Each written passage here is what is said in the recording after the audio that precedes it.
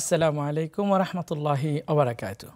ইন্নাল হামদালিল্লাহ ওয়াসসালাতু ওয়াসসালামু আলা রাসূলিল্লাহ ওয়া আলা আলিহি ওয়া সাহবিহি ওয়া মান ওয়ালা, আম্মা বাদ। প্রিয় দর্শক, কাছে কিংবা দূরে দুনিয়ার বিভিন্ন প্রান্ত থেকে যারা এই মুহূর্তে আমাদেরকে দেখছেন, আপনাদের প্রিয় টেলিভিশন নেক্সাস টেলিভিশনের নিয়মিত আয়োজন বেকমেন্স বিস্কিটস নিবেদিত ইসলামী জীবন বিধান এই অনুষ্ঠানে আজকে আমরা আপনাদের সামনে কথা বলবো ধর্ম এবং শিক্ষা এই বিষয় নিয়ে। ধর্ম আল্লাহ তাআলার পক্ষ থেকে একটি জীবন বিধান। মানুষ সামাজিক জীব, এই সামাজিক জীবকে পরিচালনা করার জন্য আল্লাহ সুবহানাহু ওয়া তাআলা যুগ যুগ ধরে বিভিন্ন ধর্ম দুনিয়াতে পাঠিয়েছেন। ধর্ম পাঠানোর পাশাপাশি এই ধর্ম বাস্তবায়নের জন্য আল্লাহ সুবহানাহু ওয়া তাআলা অসংখ্য আম্বিয়া আলাইহিস সালাতু ওয়াস সালামকে দুনিয়াতে পাঠিয়েছেন। তারই ধারাবাহিকতায় সর্বশেষ নবী, প্রিয় নবী মুহাম্মদ রাসূলুল্লাহ সাল্লাল্লাহু আলাইহি সাল্লামকে ধর্ম হিসেবে দিয়েছেন ইসলাম। ইসলাম আসার আগে সকল ধর্মগুলো অপূর্ণাঙ্গ ছিল। শুধুমাত্র আল্লাহ সুবহানাহু ওয়া তাআলা ইসলামকে পরিপূর্ণ জীবন ব্যবস্থা হিসেবে ঘোষণা করেছেন। তার ভাষায় তিনি বলেছেন, ইন্নাদ-দীনা ইনদাল্লাহিল ইসলাম, আল্লাহর কাছে একমাত্র মনোনীত জীবন বিধান হচ্ছে ইসলাম। তো ধর্মটাকে আমরা আজকে ব্যবহার করছি একটা জীবনের একটা পার্টে, যেটা আল্লাহ এবং বান্দার সাথে সম্পর্কিত। কিন্তু ইসলাম এমন একটি জীবন বিধান, ইসলাম এমন একটি ধর্ম যেটা আমার জীবনের প্রত্যেকটি কাজ, কথা, কর্ম সকল কিছুর দিক নির্দেশনা দিয়ে থাকেন। ইসলাম যেমনিভাবে জান্নাতের পথ দেখায়, ঠিক তেমনিভাবে জাহান্নাম থেকে বেঁচে থাকার ওয়েগুলো স্পষ্টভাবে বর্ণনা করা হয়েছে। তো আজকে আমরা কথা বলবো ধর্ম ও শিক্ষা। ইসলামে ধর্মের মধ্যে শিক্ষার রূপরেখা কি, এই বিষয়গুলো নিয়ে আজকে আমরা আমাদের সমাজ বা রাষ্ট্রে যদি তাকাই, তাহলে আমরা ইসলাম ধর্ম ছাড়াও অনেক ধর্মের মানুষদের বা উপাসনালয় দেখতে পাচ্ছি, মানুষ দেখতে পাচ্ছি। ধর্মের মধ্যে রয়েছে হিন্দু, যদিও এটা সনাতনী ধর্ম বা একটি সনাতন জীবন ব্যবস্থা, বৌদ্ধ, খ্রিস্টান, ইহুদি সহ আরও অনেক ধর্ম পৃথিবীতে প্রচলিত আছে। কিন্তু আল্লাহ সুবহানাহু ওয়া তাআলার পক্ষ থেকে মনোনীত একমাত্র জীবন ব্যবস্থার নাম হচ্ছে ইসলাম। আমরা যারা ইসলামকে ফলো করি, ইসলামকে মানি, আমাদেরকে বলা হয় মুসলমান। তো মুসলিম হিসেবে ইসলাম ধর্ম আমরা যারা প্র্যাকটিস করি বা আমরা যারা ইসলাম ধর্মের অনুশাসন মেনে চলি, শিক্ষা আমাদের ধর্মের কোন পার্ট, এই বিষয়গুলো নিয়ে আজকে আলোচনা থাকবে ইনশাআল্লাহ। প্রিয় দর্শক, যারা আমাদেরকে আপনাদের মনে থাকা যে কোনো অজানা বিষয়ে প্রশ্ন করে উত্তর জেনে নিতে চান, আপনারা আমাদের টেলিভিশনে দেয়া আর স্ক্রিনের যে নাম্বার রয়েছে সেখানে সরাসরি কল করে প্রশ্ন করতে পারেন, অথবা আমাদের নেক্সাস টেলিভিশনের ইসলামিক শো এই পেজের কমেন্ট বক্সে আপনি আপনার প্রশ্ন তুলে ধরতে পারেন। আমরা আপনার সকল প্রশ্নের উত্তর দেওয়ার চেষ্টা করব ইনশাআল্লাহ। প্রিয় দর্শক, আল্লাহ তাআলা আমাদেরকে মানুষ হিসেবে পাঠিয়ে আমাদেরকে যে জীবন বিধান দিয়েছেন, সে জীবন বিধানের নাম হচ্ছে ইসলাম। ইসলাম আল্লাহ তাআলা রাসূলুল্লাহ সাল্লাল্লাহু আলাইহি ওয়াসাল্লামের উপরে 23 বছরের হায়াতে জিন্দেগিতে তিনি 23 বছরের ধারাবাহিকতায় ইসলামকে পূর্ণতা দিয়েছেন বিদায় হজের ভাষণের দিন। আল্লাহ রাসূল সাল্লাল্লাহু আলাইহি ওয়াসাল্লাম সেদিন আল্লাহর পক্ষ থেকে ঘোষণা করেছেন, আল-ইয়াউমা আকমালতু লাকুম দীনাকুম ওয়া আতমামতু আলাইকুম নি'মাতি ওয়া রাদিতু লাকুমুল ইসলাম দীনা। আজকে আমি তোমাদের উপরে তোমাদের এই জীবন ব্যবস্থা ইসলামকে বা দিনকে পরিপূর্ণ ঘোষণা করলাম এবং তোমাদের উপরে আমার নিয়ামত রাজির পূর্ণতা ঘোষণা করলাম। সেই ঘোষণার দিন আল্লাহ রাসূল সাল্লাল্লাহু আলাইহি ওয়াসাল্লাম যখন এই ঘোষণা দিচ্ছিলেন, তখন অনেকে আনন্দিত হয়েছেন যে আমরা একটি পরিপূর্ণ জীবন বিধান পেলাম। ঠিক এই জীবন বিধানের একটি পার্ট হচ্ছে শিক্ষা। আমরা এখন ধর্মীয় শিক্ষা এবং জাগতিক শিক্ষাকে আলাদা করে দেখছি, কিন্তু আমরা কি জানি কোরআনের মধ্যে গণিত রয়েছে, কোরআনের মধ্যে সায়েন্স রয়েছে, কোরআনের মধ্যে বিভিন্ন বিষয় রয়েছে। তো আমরা এই বিষয়গুলো নিয়ে আলোচনা করব, তবে একটি ফোন কল নেওয়ার পরে। আমাদের সাথে একজন দর্শক রয়েছেন। আসসালামু আলাইকুম ওয়া রাহমাতুল্লাহ। ওয়া আলাইকুম আসসালাম ওয়া রাহমাতুল্লাহি ওয়া বারাকাতুহু। জি বোন, প্রশ্ন করুন। ওয়া আলাইকুম আসসালাম। প্রশ্ন ছিল ওই যে নামাজে সেজদাতে গিয়ে যে আমরা দোয়া পড়ব, এটা ধরেন 2 রাকাত নামাজে আমরা 4টে সেজদা হয়, 4টাতেই দোয়া বলতে হবে নাকি আমি যে কোনো এক সময় বললেই হবে? আচ্ছা বোন, সঙ্গেই থাকুন, আমরা আপনার প্রশ্নের উত্তর দেব ইনশাআল্লাহ। আমাদের সাথে আরেকজন দর্শক রয়েছেন। আসসালামু আলাইকুম রহমতুল্লাহ। সালাম ভাই। আমি কাটাখালী রাজশাহী থেকে বলছিলাম। জি ভাইয়া, প্রশ্ন করুন। ভাই আমার 2টা প্রশ্ন আছে। জি জি জি, আমার হলো প্রথম প্রশ্ন হলো 30 নম্বর সূরার 30 নম্বর আয়াতে আল্লাহ সরল দিন বিষয়ে বলছে, এটা আমাকে একটু বুঝাই দিবেন। আর 5 নম্বর সূরার 48 নম্বর আয়াতে আল্লাহ শরীয়ত ও স্পষ্ট পথ নির্ধারণ করেছেন বলছেন, এই বিষয়ে একটু আমাকে বুঝাবেন। সরল পথ আর হচ্ছে স্পষ্ট পথ। জি, শরীয়ত ও স্পষ্ট পথ মানে 5 নম্বর সূরার 48 নম্বর আয়াতে। জি জি ভাইয়া, সঙ্গে থাকুন, আমরা উত্তর দেওয়ার চেষ্টা করবো ইনশাআল্লাহ। প্রিয় দর্শক, আমরা শুনে নিলাম ফোন কল। আমরা যে বিষয় নিয়ে কথা বলছিলাম সেই বিষয়টা হলো ধর্মের মধ্যে শিক্ষা। আমরা যদি আমাদের ইসলাম ধর্মকে একটু গবেষণা করি তাহলে দেখব আল্লাহ তাআলা শিক্ষা দিয়েই প্রথম আয়াত নাজিল করেছেন। সর্বপ্রথম তিনি যে ওহী নাজিল করে আল্লাহ রাসূল সাল্লাল্লাহু আলাইহি সাল্লামকে তার রিসালাতের দায়িত্ব অর্পণ করেছেন, সেখানে আল্লাহ সুবহানাহু ওয়া তাআলা বলেছেন, ইকরা বিসমি রাব্বিকাল্লাযী খলাক খলাকাল ইনসানা মিন আলাক ইকরা ওয়া রাব্বুকাল আকরামুল্লাযী আল্লামা বিল কলাম আল্লামাল ইনসানা মা লাম ইয়ালাম। আল্লাহ তাআলা সর্বপ্রথম যে নির্দেশনা তার হাবিবকে দিয়েছেন সেখানে বলেছেন, ইকরা, আপনি পড়ুন, বিসমি রাব্বিকাল্লাযী খলাক, ওই রবের নামে যিনি আপনাকে সৃষ্টি করেছেন। সুতরাং আমাদের ধর্ম হচ্ছে, আমাদের জীবন ব্যবস্থাই হচ্ছে পড়াশোনার ধর্ম। যারা আমরা মুসলমান নিজেদেরকে দাবি করি, আমাদেরকে অবশ্যই পড়াশোনা করে তারপরে মুসলিম হতে হবে। এরপরে আল্লাহ সুবহানাহু ওয়া তাআলা বলেছেন, পড়ুন আপনার রবের নামে যিনি আপনাকে সৃষ্টি করেছেন, এবং তিনি মানুষ সৃষ্টি করেছেন জমাটবদ্ধ রক্ত থেকে, এবং তিনি মানুষকে শিখিয়েছেন কলমের মাধ্যমে। তো আল্লাহ তাআলা এখানে পড়াশোনার যে মাধ্যম সেখানে কলমের ব্যবহার করেছেন। জাগতিক আমরা যে শিক্ষার কথাই বলি না কেন, আমরা শিক্ষা ব্যবস্থার মধ্যে আমাদের উপকরণের মধ্যে কলমটাকে এসেনশিয়ালি দেখি, যেটা আল্লাহ তাআলার পড়ার পাশাপাশি লেখার নির্দেশনাও প্রমাণিত হয়। আমরা আসবো এই বিষয়ে, তবে একজন দর্শকের ফোন কল নিয়ে নিই তারপর। আসসালামু আলাইকুম রাহমাতুল্লাহি ওয়া বারাকাতুহু। প্রিয় দর্শক, কি আছেন? ওয়ালাইকুম আসসালাম রাহমাতুল্লাহি ওয়া বারাকাতুহু। হুজুর, আমার 2টা প্রশ্ন আছে। জি। আমরা পিরিয়ড যখন হয়ে যাই, আমি একটা আমল করি, একটা আশা নামাজের সময় নামাজ পড়ে তারপরে আমি সূরা মুলুকটা পড়ি। এখন আমাদের সপ্তাহে একটা বন্ধ থাকে, যে তখন পড়তে পারি না অসুস্থতার কারণে, তখন কি আমাদের সওয়াবটা হবে, এই আমলটা হবে? জি বোন, সঙ্গে থাকুন, আমরা উত্তর দেব। আরেকটা প্রশ্ন হচ্ছে কি, ওই ফজর নামাজের সময় সুবহানাল্লাহি ওয়া বিহামদিহি সুবহানাল্লাহিল আযীম, এটা 100 বার করে পড়ি। এখন কোন হাদিসে পাইছি এটা 100 বার করে পড়া যায়, কিন্তু এখানে আমি যে প্রশ্ন করছি, হুজুর বলছিলেন কি 10 বার করে পড়তে পারবে, বা অগণাহীন বলতেছে, 100 বার না হলেও হবে, 10 বার করে পড়লে হবে, বা 25 বার করে পড়লে হবে। কিন্তু এটা আমার সঠিকটা উত্তর হচ্ছে না, কিন্তু হাদিসে পাইছি কিন্তু 100 বার। কিন্তু আপনারা কি বললেন, জানতে চাচ্ছি কি?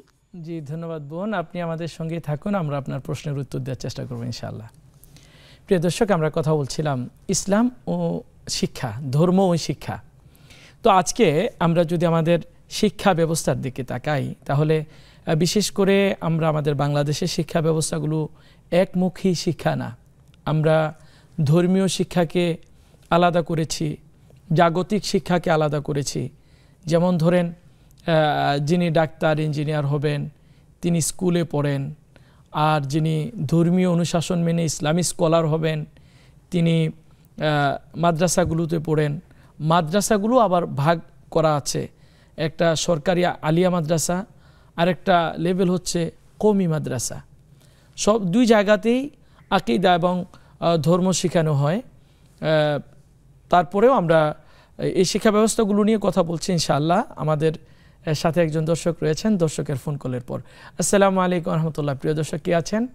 ওয়ালাইকুম আসসালাম ওয়া রাহমাতুল্লাহ। আসসালামু আলাইকুম ওয়া রাহমাতুল্লাহ। ভাইয়া, আমি খুশিদা বেগম বলছিলাম বাড্ডা থেকে, ঢাকা বাড্ডা থেকে।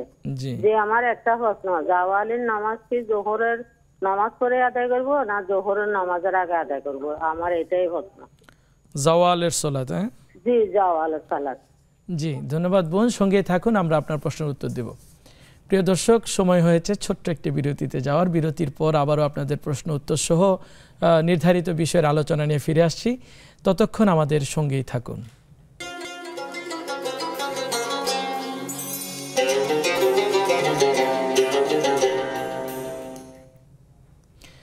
প্রিয় দর্শক, বিরতির পর আবারও ফিরে আসছি আপনাদের প্রিয় অনুষ্ঠান বেকমিন্স বিস্কিটস নিবেদিত ইসলামী জীবন বিধান।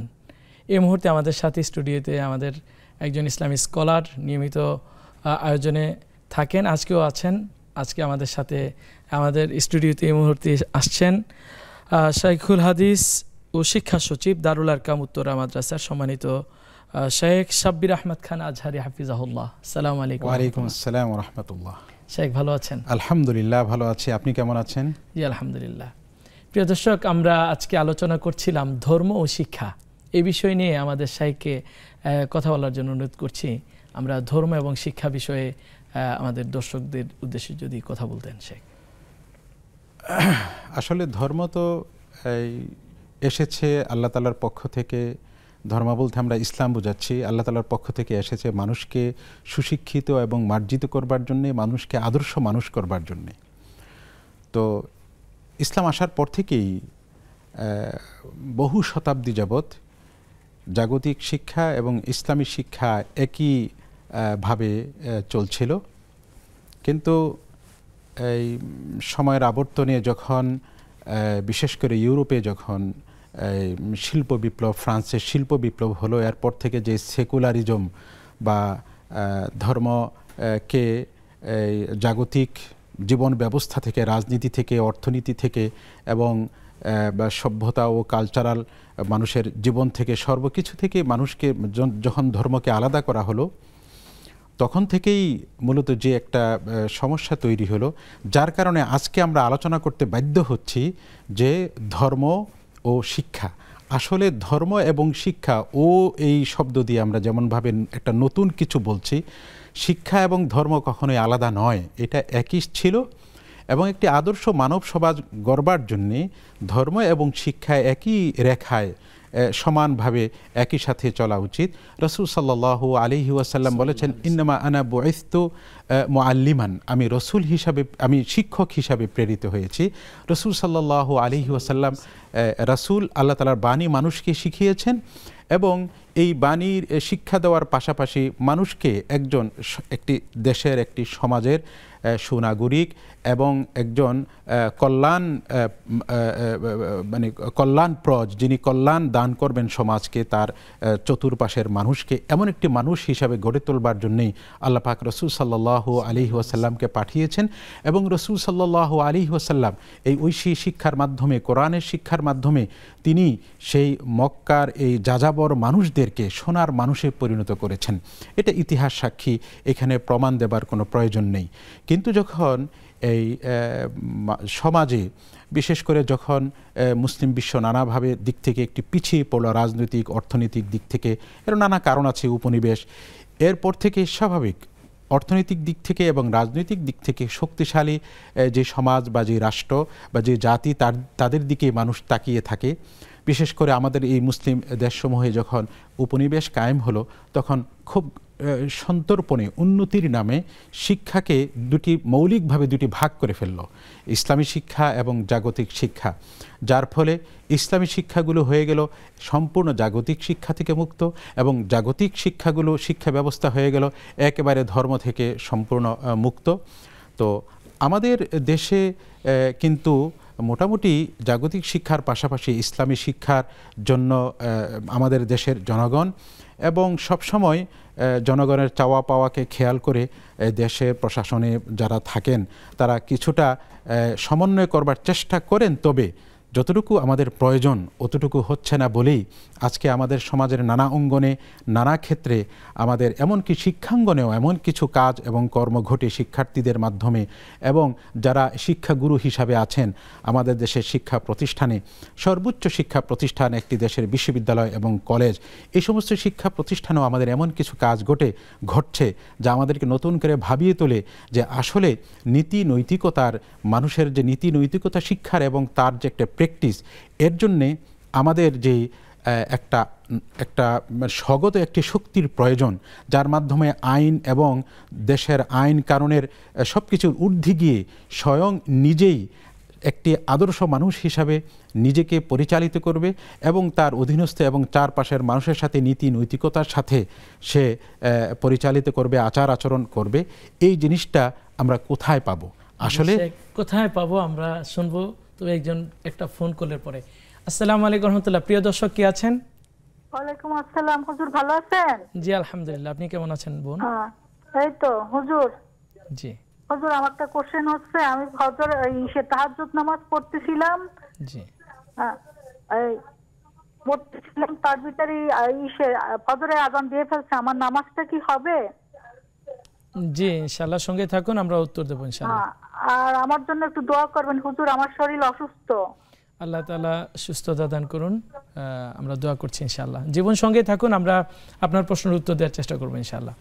শেখ, আমরা প্রশ্ন পেয়েছি, আমরা আলোচনা যাব, তার আগে আমাদের হাতে কয়েকটি প্রশ্ন চলে এসছে। একজন বোন তিনি প্রশ্ন করেছিলেন যে 2 রাকাত বিশিষ্ট সলাতে 4টি সিজদা থাকে, তিনি যদি প্রত্যেক সিজদাতেই দোয়া করেন বা দোয়া করতে না পারেন তাহলে কি নামাজ বিশুদ্ধ হবে কিনা, অথবা সিজদায় দোয়া করার বিধানটা কি একটু যদি দয়া করে জানাতেন। সেজদা যে তাসবিহাত পাঠ করা হয়, তাসবিহাতের সাথে দোয়া, অন্যান্য দোয়া করা, তবে দোয়া মাসুর হতে হবে, যেহেতু নামাজের ভিতরের দোয়া রাসূল সাল্লাল্লাহু আলাইহি ওয়াসাল্লাম থেকে বর্ণিত, তবে সেই দোয়া আবশ্যক দোয়া নয়। এই দোয়া না পড়ার সাথে নামাজ শুদ্ধ অশুদ্ধ হওয়ার কোনো সম্পর্ক নেই। এমনকি তাসবিহ যদি পাঠ করতে না পারে তাও কি হয়ে যাবে, নামাজ শুদ্ধ হয়ে যাবে। বাকি এই ফরজ নামাজে অথবা নফল নামাজে সচরাচর রাসূল সাল্লাল্লাহু আলাইহি ওয়াসাল্লাম থেকে বিশেষ করে নফল নামাজে আদিয়া মাসুরার মাধ্যমে দোয়া রওয়ায়াত এসেছে। তো যে কোনো সিজদাতেই করতে পারবে, তবে শেষ রাকাতের সিজদাতে দোয়া মাসুরা রাসূল সাল্লাল্লাহু আলাইহি ওয়াসাল্লামের কাছ থেকে বর্ণিত দোয়ার মাধ্যমে ওই শব্দে ওই ভাষ্যে দোয়া করা যেতে পারে এবং এটা সুন্নাহ। জাযাকাল্লাহ খায়ের। আমরা আরো কিছু প্রশ্ন আছে, তবে একটা ফোন কলের পরে। আসসালামু আলাইকুম রহমতুল্লাহ, প্রিয় দর্শক কি আছেন? ওয়ালাইকুম আসসালাম। আসসালাম। জি আমি গাজীপুর থেকে বলছি।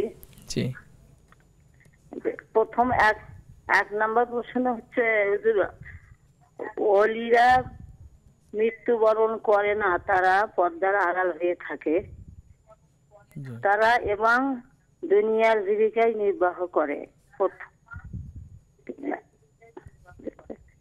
আর দ্বিতীয় প্রশ্ন হচ্ছে, আমি সূরা মুমিনুরের 3টা আয়াত বলবো, এই ব্যাখ্যাটা আমি একটু বুঝতে চাই।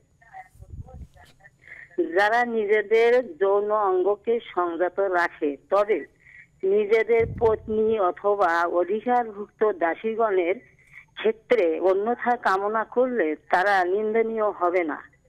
আর 7 নম্বর আয়াত হচ্ছে, এবং এদের ব্যতীত অন্যকে কামনা করলে তারা হবে সীমা লঙ্ঘনকারী। এই ব্যাখ্যাটা একটু জানতে চাই। জি ঠিক আছে বোন, আপনি সঙ্গে থাকুন, আমরা আপনার প্রশ্নের উত্তর দেওয়ার চেষ্টা করবো ইনশাআল্লাহ। শেখ, যে আমরা আরও কিছু প্রশ্ন ছিল আমাদের হাতে। আমরা এক বোন প্রশ্ন করেছেন, তিনি ঈশার নামাজের পর প্রতিদিন সূরা মুলুক তিলাওয়াত করেন। তিনি প্রতি মাসে আমাদের মা বোনরা যে প্রাকৃতিক অসুস্থ হয় তখন তিনি পাঠ করেন না, তাহলে কি তিনি সওয়াব থেকে বঞ্চিত হবেন?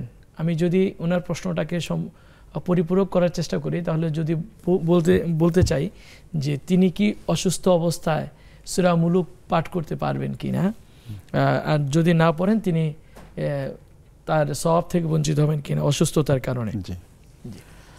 এক নম্বর কথা হলো, রাসূল সাল্লাল্লাহু আলাইহি ওয়াসাল্লাম হাদিস শরীফে বলেছেন, কেউ যখন কোনো আবাদতের উপর নিয়মিতভাবে কোনো একটি আবাদত করতে থাকে, তখন অসুস্থতার কারণে বা কোনো সফরের কারণে সে যদি সেই আবাদতটা বিশেষ অপারগতার কারণে করতে না পারে, আল্লাহ রাব্বুল আলামিন দয়া করে তাকে, যেহেতু সে নিয়মিত সেই আমলটা করে, এই অপারগতাটা একটা ন্যাচারাল এবং প্রাকৃতিক, সেই হিসাবে তাকে রাসূল সাল্লাল্লাহু আলাইহি ওয়াসাল্লাম হাদিস দ্বারা বোঝা যায় যে সে সওয়াবটা দিয়ে দিবেন।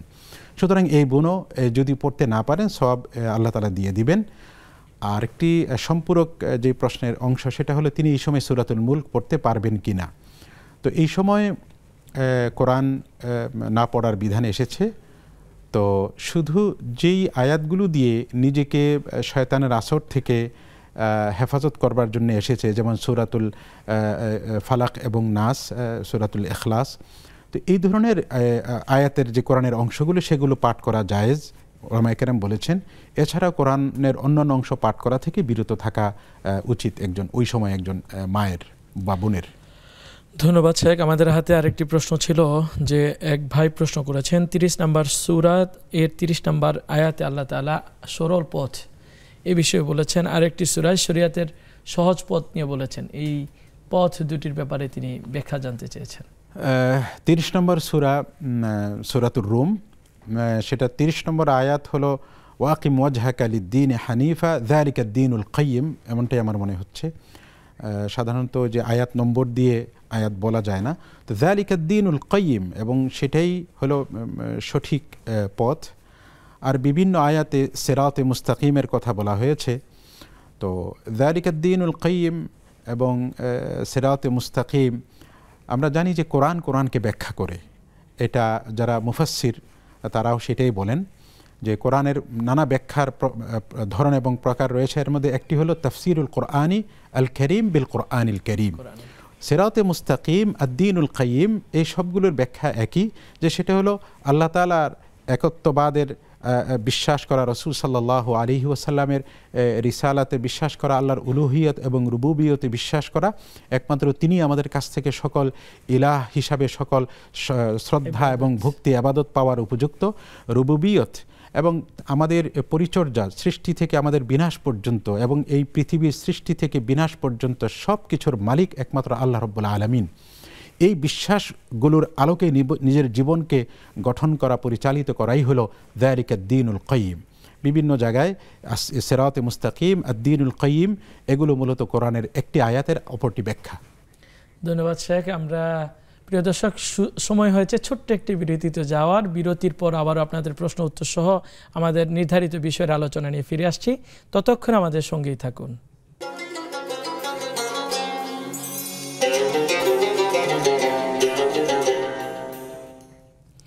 প্রিয় দর্শক, বিরতির পর ফিরে আসছি আপনাদের প্রিয় অনুষ্ঠান বেকমিস বিস্কিটস নিবেদিত ইসলামী জীবন বিধান। আমরা কথা বলছিলাম ধর্ম ও শিক্ষা এই বিষয় নিয়ে এবং উত্তর দিচ্ছি আপনাদের প্রশ্নগুলোর। আমরা শেখ আলোচনা করছিলাম ধর্ম এবং শিক্ষা নিয়ে। তার আগে আমরা আমাদের দর্শকদের করা প্রশ্নের উত্তরগুলো জানতে চাচ্ছিলাম। এক বোন প্রশ্ন করেছেন, তিনি তাহাজ্জুদের সালাত পড়া অবস্থায় ফজরের আজান হয়ে গিয়েছে, এখন তার সালাতের বিধান কি হবে, হুকুম কি হবে? তিনি কি এই তাহাজ্জুদের সালাতে সওয়াব পাবেন কিনা বা সালাত শুদ্ধ হবে কিনা? যে ইনশাআল্লাহ ওনার তাহাজ্জুদ হিসাবে সেটা কবুল হবে। জি, জাযাকাল্লাহ খায়ের। আরেকজন বোন প্রশ্ন করেছিলেন, সূরা মুমিনুনের কয়েকটি আয়াত তিনি উল্লেখ করেছেন, সে আয়াতের স্পষ্ট ব্যাখ্যা জানতে চেয়েছেন যে আল্লাহ তাআলা লজ্জাস্থানের ব্যবহার বিধি সম্পর্কে সেখানে বলেছেন যে তার অধীনস্থ স্ত্রী এবং অধীনস্থ ওয়াল্লাযীনা হুম লিফুরুজিহিম হাফিযুন ইল্লা আলা আজওয়াজিহিম আও মা মালাকাত আইমানুহুম ফাইন্নাহুম গায়রু মালুমিন ফামান ইবতাগা ওয়ারাআ যালিকা ফাউলাইকা হুমুল আদুন। বোন সম্ভবত এই দুটি আয়াত সম্পর্কে জানতে চেয়েছেন। এই আয়াতে বলা হয়েছে এবং মোমেনদের, ওই সমস্ত মোমেনরা সফল কাম যারা তাদের লজ্জাস্থানকে হেফাজত করে, তবে সেটা যদি নিজের স্ত্রীদের বেলায় হয় কিংবা অধীনস্থ দাসী দের ক্ষেত্রে তারা যদি সেটাকে হেফাজতে না করেন, তাহলে তারা এই দোষী হবেন না বা পাপী হবেন না। তবে যারা এই দুই জায়গা ছাড়া অন্য কোথাও তারা তাদের যৌন চাহিদাকে পূরণ করবার জন্য চেষ্টা করেন, তাহলে ফাউলাইকা হুমুল আদুন, তারা হবে সীমা লঙ্ঘনকারী। এর অর্থ হলো যে একমাত্র স্ত্রীর সাথেই একজন মানুষের যে জৈবিক চাহিদা, বা একজন নারী তার স্বামীর কাছে, একজন মোমেন নারী তার স্বামী এবং একজন স্বামী, একজন পুরুষ তার মোমেনা স্ত্রী, সেইখানেই তারা শুধু সেই চাহিদাকে চরিতার্থ করতে পারবেন। একসময় যখন ইসলাম আসে, সেখানে পুরা সমাজে দাস প্রথা ছিল, কিন্তু ইসলাম এটাকে সুন্দরভাবে দাস আজাদ করলে সওয়াব হয় এবং বিভিন্ন অপরাধের কাফারা হিসাবে দাস আজাদ করা, এইভাবে ইসলাম দাস থেকে দাসকে মুক্ত করার ব্যাপারে উদ্বুদ্ধ করবার ফলে এখন আর সেই দাস প্রথাটা নেই। কিন্তু যখন ছিল এবং তৎকালীন সময়ে এবং রাষ্ট্র ব্যবস্থা মানব সভ্যতায় যুদ্ধবন্দীদের এত সুন্দরভাবে রাখার কোনো ব্যবস্থাও ছিল না। সেখানে তাদেরকে হত্যা করার প্রয়োজন ছিল, কিংবা ছেড়ে দিলে তারা সমাজে বিশৃঙ্খলা তৈরি করত।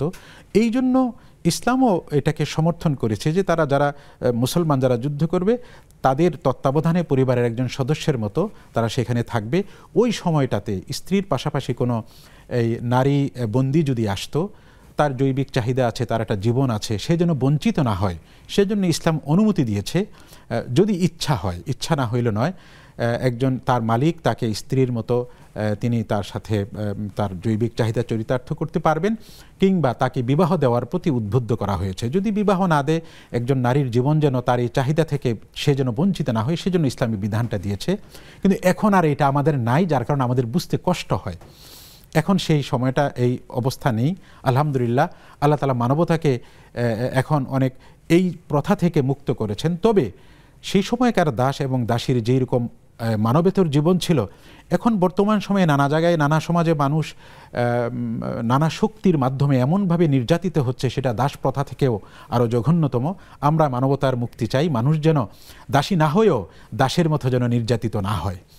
আরেকটি কথা হলো যে এর বাহিরে যারা এই যৌন চাহিদাকে চরিতার্থ করতে চাইবেন, তারা হবে সীমা লঙ্ঘনকারী, অর্থাৎ তারা পাপী, আল্লাহর বেঁধে দেওয়া সীমাকে তারা লঙ্ঘন করলো, এবং এটা কবিরা গুনাহ। জি শেখ জাযাকাল্লাহ খান। আমাদের সাথে একজন দর্শক আছেন। আসসালামু আলাইকুম রাহমাতুল্লাহি ওয়া বারাকাতুহু। ওয়ালাইকুম আসসালাম ওয়া রাহমাতুল্লাহি ওয়া বারাকাতুহু। আমার দুটো প্রশ্ন। আমার প্রথম প্রশ্ন হচ্ছে যে আমার স্বামী, আমার মেয়ে, আমরা তিনজন একসাথে নামাজ পড়ি। আমার স্বামী সবসময় জামাতে পড়ে, মাঝে মধ্যে হয়তো দেরি হয়ে গেলে আমার সাথে আমরা একসাথে পড়ি। এখন এক্ষেত্রে যে আমরা জামাত না করি, এখন আমাদের গুনাহ হবে কিনা, আমাদের কোনো সমস্যা হবে কিনা, এটা একটু বলবেন। আর দ্বিতীয় প্রশ্ন হচ্ছে যে তেলাওয়াতের সেজদার মধ্যে 2 বার সেজদা দিতে হয় আর কি করতে হয়? আরেকবার যদি পরের প্রশ্নটা বলতেন। তেলাওয়াতের সেজদা কোরআন শরীফের তেলাওয়াতের সেজদা আছে না? জি জি। এই তেলাওয়াতের সেজদার মধ্যে কি পড়তে হয় বা সেজদা কয়বার দিতে হয়? ঠিক আছে বোন, সঙ্গে থাকুন, আমরা আপনার প্রশ্নের উত্তর দিচ্ছি ইনশাআল্লাহ। শেখ, আপনার প্রশ্নের উত্তরগুলো শুনছিলাম খুব তন্ময় হয়ে। আমাদের হাতে আরো কয়েকটি প্রশ্ন রয়েছে। আমাদের এক বোন প্রশ্ন করেছিলেন সলাতুল জাওয়াল, অর্থাৎ সূর্য হেলে যাওয়ার যে সলাত একটা আছে, এটা কখন পড়বেন, সঠিক সময়টা কখন? জি, হাদিস শরীফে বর্ণিত রাসূল সাল্লাল্লাহু আলাইহি ওয়াসাল্লাম জাওয়ালের পরে 2 রাকাত এবং 4 রাকাত নামাজ পড়তেন। তো এইটা এই আমরাও যে জোহরের যে 4 রাকাত সুন্নাহ পড়ি, এটাও কিন্তু জাওয়ালের পরেই আমরা জোহরের আগ মুহূর্তে পড়ি। তবে রাসূল সাল্লাল্লাহু আলাইহি ওয়াসাল্লামের থেকে বর্ণিত জাওয়ালের পরে রাসূল সাল্লাল্লাহু আলাইহি ওয়াসাল্লাম 2 রাকাত কিংবা 4 রাকাত নামাজ পড়তেন। সেটা জোহরের আগে আলাদাভাবে 2 রাকাত আমরা নামাজ পড়তে পারি এবং 4 রাকাত নামাজ পড়তে পারি, সেটা সালাতুল জাওয়াল হিসাবে আদায় হবে। ধন্যবাদ শেখ। আমাদের বোন একটু আগে প্রশ্ন করেছেন, স্বামী, স্ত্রী ও কন্যা ওনারা বাসায় সালাত আদায় করে, কখনো কখনো স্বামী যখন বাহিরের জামাত না পাওয়ার সম্ভাবনা থাকে, এই সময় যদি জামাত না করেন গুনাহগার হবেন কিনা, অথবা জামাত পড়লে ওনার জামাতের পদ্ধতিটা কিভাবে নামাজ আদায় করবে? জামাতে নামাজের ব্যাপারে অনেক গুরুত্ব এসেছে, তো জামাতেই নামাজ পড়া উচিত। কখনো যদি বিশেষ প্রয়োজনে জামাত তার ছুটে যায়, তাহলে তিনি ঘরের সদস্যদেরকে নিয়ে নামাজ পড়া, একা নামাজ পড়া থেকে অবশ্যই উত্তম। আর বিশেষ প্রয়োজনের কারণে যদি জামাত ছুটে যায়, তাহলে জামাত ছুটে যাওয়ার যে ফজিলত থেকে তিনি বঞ্চিত হবেন। তিনি যদি ঘরের লোকজনকে নিয়ে নামাজ পড়েন, আশা করা যায় জামাতের ফজিলত তিনি পাবেন, মসজিদের সওয়াব তিনি পাবেন না। যদি জামাতে পড়েন, নিয়ম হলো ঘরে নারীরা, স্ত্রী হোক কন্যা হোক, ওনারা একেবারে পিছনে দাঁড়াবেন।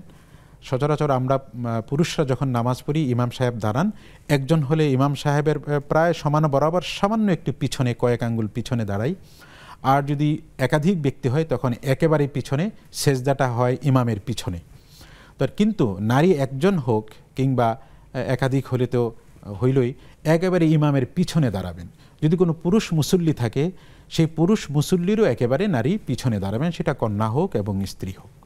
ধন্যবাদ শেখ, চমৎকার করে বলছিলেন। আমরা আরেকটি প্রশ্ন করেছেন আমাদের বোন, যে তিলাওয়াতে সিজদা, কোরআনের মধ্যে যে সিজদার আয়াতগুলো আছেন, তিনি সিজদার আয়াত তিলাওয়াত করলে সিজদা কিভাবে করবেন, কতবার দিবেন, কি তাসবিহ পড়বেন, এই বিষয়টা জানতে চেয়েছেন। তেলাওয়াতে সেজদার একটা নির্ধারিত জায়গা আছে, কোরআনে চিহ্ন দেওয়া আছে, সেই পর্যন্ত তেলাওয়াত করলে তেলাওয়াত করে ওই সরাসরি দাঁড়ানো অবস্থা থেকেই সেজদায় চলে যাবেন। আর সেজদা দেওয়ার সময় উনি একটি সেজদা দিবেন এবং স্বাভাবিক যে তাসবিহ, এই তাসবিহই তিনি পাঠ করবেন। জি, একটু যদি সাথে আমি সংযুক্ত করতে চাই, তিনি সিজদা থেকে উঠে কি সালাম ফিরাতে হবে কিনা? না না না, সালাম ফিরাতে হবে না, ভুল করে ফেলে অনেকে। না, সেজদা থেকে তিনি দাঁড়িয়ে স্বাভাবিক রীতিতে আবার কেরাত পড়ে তারপরে রুকু দিয়ে সেজদায় যাবেন। এখানে আরেকটি পদ্ধতি আছে, সেটা হলো যে যদি ওখানে গিয়ে সমাপ্ত হয় আর যদি তিনি তেলাওয়াত করতে না চান, তাহলে রুকু করার সময় তিনি সেজদার নিয়তে যদি রুকু করেন, তাহলে কোনো কোনো ইসলামী স্কলারদের মতে সেই রুকুটাই সেজদার কায়েম মাকাম হবে, সেজদা আদায় হয়ে যাবে। তবে সেজদা দেওয়াটাই উত্তম। জাযাকাল্লাহ খায়ের। আমাদের সাথে একজন দর্শক আছেন। আসসালামু আলাইকুম ওয়া রাহমাতুল্লাহি ওয়া বারাকাতুহু।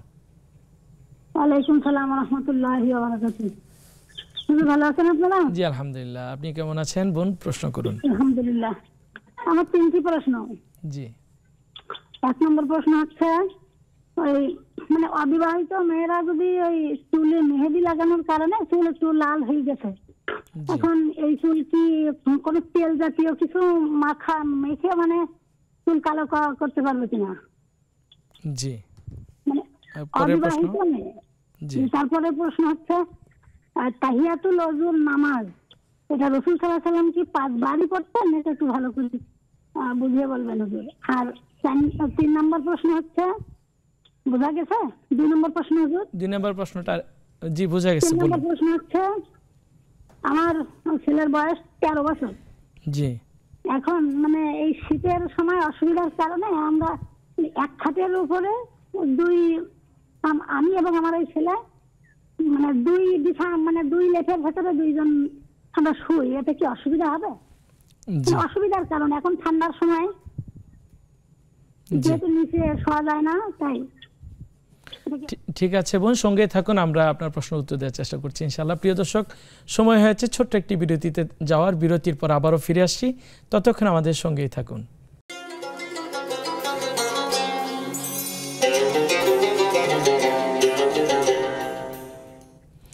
প্রিয় দর্শক, বিরতির পর আবারও ফিরে আসছি আপনাদের প্রিয় অনুষ্ঠান বেকমিস বিস্কিটস নিবেদিত ইসলামী জীবন বিধান। আজকে আমরা আলোচনা করছিলাম ধর্ম ও ইসলামী বিষয় নিয়ে এবং আপনাদের প্রশ্নগুলোর উত্তর দেওয়ার চেষ্টা করছি। প্রিয় দর্শক, আপনি চাইলে আপনার মনের অজানা প্রশ্নের উত্তর জেনে নিতে পারেন আমাদের টেলিভিশনের দেয়া স্ক্রিনে নাম্বারে কল করে, এবং আমাদের ফেসবুক পেজের কমেন্ট বক্সে আপনার প্রশ্নগুলো তুলে ধরতে পারেন। আমরা আপনার প্রশ্নের উত্তর দেওয়ার চেষ্টা করবো ইনশাআল্লাহ।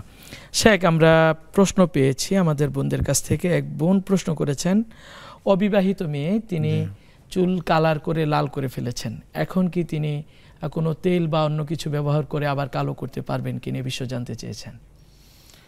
যে চুলের ন্যাচারাল কালার যেহেতু কালো, তার আসল রূপে ফিরে যাওয়াতে কোনো সমস্যা দেখছি না। এই ক্ষেত্রে কোনো হারাম হওয়ার কোনো কারণও দেখছি না, ইনশাআল্লাহ পারবেন। আর দ্বিতীয়ত হচ্ছে, আরেক বোন একই বোন প্রশ্ন করেছেন যে তাহিয়াতুল ওযুর সালাত, তিনি 5 ওয়াক্ত সালাতের পূর্বে যেহেতু ওযু করেন, তাহিয়াতুল ওযু তিনি সালাত আদায় করতে পারবেন কিনা বা করা যাবে কিনা? হ্যাঁ, 5 ওয়াক্ত যে কোনো সময়, শুধু নামাজ ছাড়াও যে কোনো কারণে তেলাওয়াতের জন্য যদি কেউ ওযু করে, তাহলেও তিনি তাহিয়াতুল ওযুর নামাজের পড়তে পারবেন এবং সেটার সওয়াব পেয়ে যাবেন। জাযাকাল্লাহ খায়ের। আমাদের আরেক বোন প্রশ্ন করে, ওই একই বোন প্রশ্ন করেছেন, তিনি এবং তার প্রাপ্তবয়স্ক ছেলে, বয়স প্রায় 13 বছর, একই খাটে ঘুমান, তবে ভিন্ন লেপ ব্যবহার করেন। এই ক্ষেত্রে জায়েজ হবে কিনা বা ঠিক আছে কিনা? জায়গা শীতের কারণে, জায়গা অপ্রতুল থাকার কারণে তিনি মা এবং ছেলে একই খাটে ঘুমান, ভিন্ন লেপ ব্যবহার করেন। হাদিস শরীফে এসেছে, রাসূল সাল্লাল্লাহু আলাইহি ওয়াসাল্লাম বলেছেন, মুরু আওলাদাকুম বিসসালাতি ওয়া হুম আবনাউ 7 সিনিন ওয়াদরিবুহুম আলাইহা ওয়া হুম আবনাউ 10 সিনিন ওয়াফাররিকু বাইনাল মাদাজি। রাসূল সাল্লাল্লাহু আলাইহি ওয়াসাল্লাম ঘরোয়া শিক্ষা দীক্ষার কিভাবে হবে এই ব্যাপারটাই হাদিসে বলেছেন। 7 বছর বয়সে তোমরা সন্তানকে নামাজের আদেশ করো এবং 10 বছর বয়স হয়ে গেলে তাদেরকে শাসন করো যেন তারা নামাজ পড়ে, এবং সন্তানদের বিছানাকে তোমরা বিচ্ছিন্ন করে দাও, ভাই বোন আলাদা করে দাও।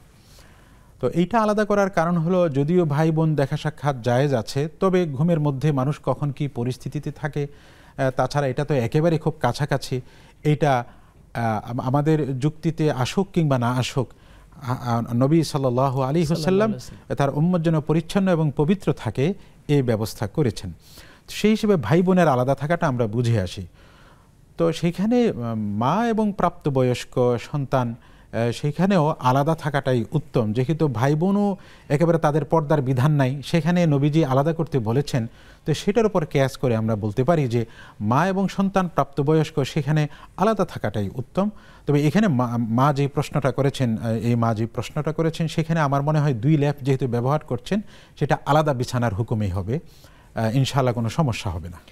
জি, আমরা ওনার সাথে যদি একটু সম্পূরক প্রশ্ন করতে চাই, যেমন ধরেন আল্লাহ রাসূল সাল্লাল্লাহু আলাইহি ওয়াসাল্লাম যখন বলেছেন যে কারো রুমে প্রবেশ করতে হলে নক করে প্রবেশ করতে হবে, তো এক সাহাবায়ে কেরাম জিজ্ঞেস করলেন, ইয়া রাসূলুল্লাহ, আমি কি আমার মায়ের রুমে প্রবেশ করার সময়ও সালাম দিয়ে অনুমতি নিতে হবে? তখন আল্লাহ রাসূল সাল্লাল্লাহু আলাইহি ওয়াসাল্লাম কিন্তু খুব রাগ করে একটা কথা বলেছেন, যে তুমি কি তোমার মাকে বস্ত্রহীন অবস্থায় দেখতে চাও, মানে বিব্রতকর কোনো পরিস্থিতি দেখতে চাও, সেটা রাসূলুল্লাহ বলেছেন। জি জি, তার মানে হচ্ছে আলাদা থাকাটাই উত্তম। শেখ, আমাদের আরেকজন বোন প্রশ্ন করেছেন আমাদের ফেসবুক পেজের লাইভের এখানে কমেন্ট করে তিনি জানতে চেয়েছেন, তিনি তার বাসায় তার মাহরামের জন্যই শুধুমাত্র সাজগোজ করেন, অর্থাৎ তার সাজুগুজুটা ওনার মাহরাম দেখে, সেই সময় তিনি টিপ পরিধান করতে পারবেন কিনা? যে কোনো সাজগোজ নারীর জন্য, বিশেষ করে তার যে সমস্ত পুরুষের সাথে পর্দা নাই, এদের সামনে জায়েজ, বিশেষত স্বামীর জন্য তো সেটা শুধু জায়েজ নয়, সেটা কাম্য। একজন নারী যেন তার স্বামীর জন্য সাজগোজ করে, সেটা কাম্য। এবং নারী সাজগোজ করবার ক্ষেত্রে তিনি রং ব্যবহার করতে পারবেন। পুরুষ সাজগোজ করবার জন্য সময় রং ব্যবহার করতে পারেন না, সেটাও একটি বিধান রয়েছে।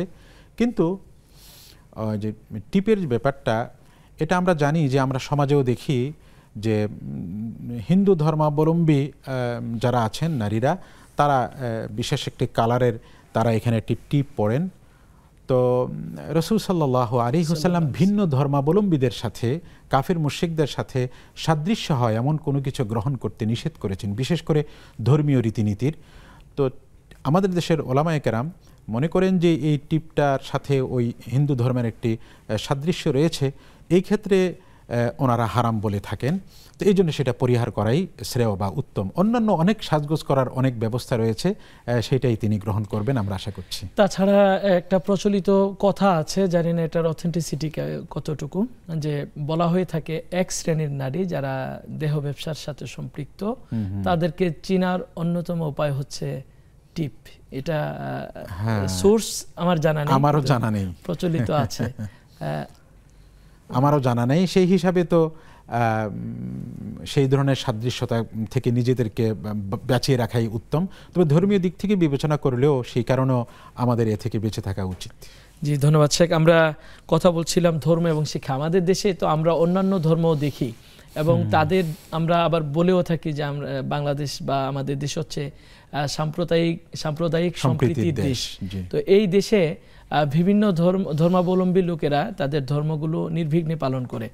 তো তাদের ধর্ম, আমাদের ধর্ম, ধর্মীয় শিক্ষা, এইটাকে আপনি কিভাবে দেখছেন? আসলে ইসলাম একটি সার্বজনীন জীবন বিধান। ইসলাম এমন একটি সমাজ চায় যে সমাজে তাওহীদ এবং রিসালাতের যে বাণী তার প্রাধান্য থাকবে। তবে সেখানে অন্যান্য বিশ্বাস, অন্যান্য ধর্মের মানুষ বসবাস করবেন। তারা কোনো বিশৃঙ্খলা, অর্থাৎ এই ধর্ম পালন করতে কোনো বিশৃঙ্খলা বা বাধা দিবেন না, বা সামাজিক যেই নিয়ম নীতিতে ইসলাম যে সমস্ত বিধানকে সামাজিকভাবে প্রতিষ্ঠা করতে চায় এর কোনো পরিপন্থী ঘটাবেন না। তারা নিরাপত্তার সাথে মুসলিম সমাজে বসবাস করবে। এটা সব দেশেই একজন নাগরিকের তার নিরাপত্তার জন্যে এই সমাজে বসবাস করবার জন্যে তার যারা সমাজের নিরাপত্তা দিচ্ছেন প্রশাসন, তাদেরকে একটা বিনিময় দিতে হয়। পৃথিবীর সব দেশেই রয়েছে। সেটাকে ইসলাম অমুসলিমদের বেলায় এটাকে জিজিয়া শব্দ বলে। তো সেই হিসাবে যে কোনো ধর্মের মানুষ মুসলিম সমাজে তার ধর্ম পালন করবে নিরাপত্তার সাথে, এবং মুসলমানদেরও একটি মুসলিম দেশে পরিপূর্ণ স্বাধীনতা তার ধর্মীয় বিধানের বেলায় থাকা উচিত। এর যদি বিঘ্নতা দেখা দেয়, তাহলে বোঝা গেল নিশ্চয়ই কোনো শাসন ব্যবস্থায় কোনো সমস্যা আছে। এটা আমাদেরকে অনেক ভাবিয়ে তোলে। এই জন্য আমাদের এই মূলধারার শিক্ষা ব্যবস্থার মধ্যে আমরা যেটা বলছিলাম যে মানুষের নীতি নৈতিকতা, তাহলে আমরা কোথায় শিখব? আসলে ধর্ম যেভাবে মানুষকে নীতি নৈতিকতা শিক্ষা দেয়, এটা কোনো অন্য কিছুর মাধ্যমে সেটা সম্ভব নয়। এই জন্যে, কারণ ইসলাম হাদিসে জিবরিলের মধ্যে, যে বুখারী শরীফে বা বিভিন্ন হাদিসের কিতাবে রয়েছে একটি হাদিস, সেখানে ওই ইহসান কি জিবরিল আলাইহিস সালাম রসুলকে জিজ্ঞাসা করেছেন, রসুল বলে দিয়েছেন যে আনতা আবুদাল্লাহ কাআন্নাকা তারাহু, তুমি আল্লাহর এমনভাবে আবাদত করবে যেন তুমি তাকে দেখছো। আল্লাহ তাআলা আমাদেরকে দেখছেন প্রতিটা মুহূর্তে। আমি এখন কথা বলছি, আল্লাহ তাআলা আমাকে দেখছেন, আমি কি বলছি তিনি দেখছেন। এটা একজন প্রতিটি মুসলিমের বিশ্বাস। তো এই যে একজন মুসলমান যখন জানে, এই বিশ্বাস মনের মধ্যে সে পোষণ করে, আল্লাহ রাব্বুল আলামিন আমাকে দেখছেন, আমাকে তিনি রাতের অন্ধকারে দেখছেন, দিনের আলোতে দেখছেন, একাকিত্বে আমি যখন থাকি সেখানেও দেখছেন। আমি যদি কোনো ভুল করে থাকি, লেনদেন, মানুষকে ধোঁকা দিয়ে থাকি, খেয়ানত করে থাকি, আমি যদি কোনো পদ পদবীকে ব্যবহার করে অন্যায়ভাবে পয়সা উপার্জন করে থাকি, সব কিছু আল্লাহ তাআলা দেখছেন। এমন বিশ্বাসী মানুষ যদি সমাজে থাকে, তাহলে আসলে এদের দ্বারাই সমাজ সুন্দর থাকবে। নীতি নৈতিকতার মাধ্যমেই সমাজটাকে একটি আদর্শ সমাজে পরিণত হবে। এই জন্য ইসলামী শিক্ষাকে এই নীতি নৈতিক শিক্ষার শিরোনামে নয়, বরং ইসলামী শিক্ষার মাধ্যমেই সমাজের মধ্যে প্রকৃতপক্ষে ধর্ম এবং শিক্ষার মাধ্যমে সুনাগরিক এবং আদর্শ মানুষ গঠন করা সম্ভব। জাযাকাল্লাহ খায়ের। আরও শুনতে পারলে ভালো হতো। দেখতে দেখতে আমরা সময়ের শেষ প্রান্তে চলে এসেছি। প্রিয় দর্শক, আজকে এই মুহূর্তে শেষ করব। আগামী দিন একই সময়ে নির্ধারিত অন্য কোনো বিষয় এবং অন্য কোনো গেস্ট এর সাথে আমরা আবারও আসবো। ততক্ষণ সবাইকে আল্লাহ তাআলা ভালো রাখুন, সুস্থ রাখুন, এই প্রত্যাশায় আজকের মতো এখানে শেষ করছি। আসসালামু আলাইকুম রহমতুল্লাহি ওয়া বারাকাতুহু।